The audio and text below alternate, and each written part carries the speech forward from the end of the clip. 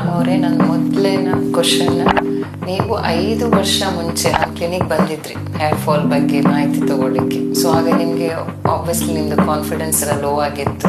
So ಈಗ 5 ವರ್ಷ ನಂತರ ನಿಮಗೆ ಏನು ಬದಲಾವಣೆ ಆಗಿದೆ ಹೇರ್ ಟ್ರಾನ್ಸ್ಫರ್ ಮಾಡಿದ ನಂತರ?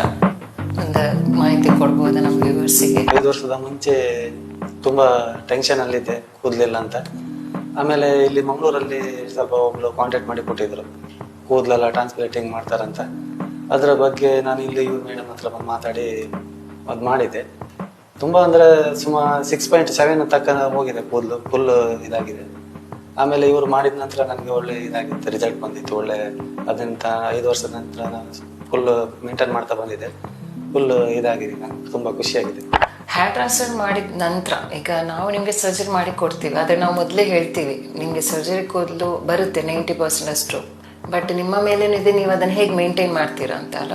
ಸೊ ನೀವು ಅದರ ಬಗ್ಗೆ ಅಂದರೆ ನಾನು ನೋಡಿದ್ದೀನಿ ಪ್ರತಿ ವರ್ಷ ನೀವು ಇಲ್ಲಿ ಫಾಲೋಅಪಿಗೆ ಕರೆಕ್ಟಾಗಿ ಬರ್ತಾ ಇದ್ರಿ.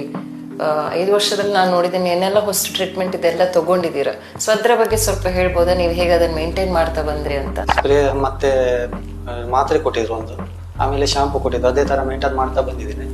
ಮತ್ತೆ ಒಂದಿನ ನಾನು ಇಲ್ಲಿ ಡ್ರಾಪ್ ಮಾಡಿಲ್ಲ, ಅದೇ ಥರ ಮೇಂಟೈನ್ ಮಾಡ್ತಾ ಬಂದಿದ್ದೀನಿ. ಮತ್ತೆ ಹೈ ಪ್ರೋಟೀನ್ ತಗೊಂಡಿದ್ದೀನಿ. ಆಮೇಲೆ PRP ಒಂದು 6 ದಿನ PRP ಮಾಡಿದ್ದೆ ವರ್ಷಕ್ಕೊಂದ್ಸಲ. ಮತ್ತೆ ವರ್ಷ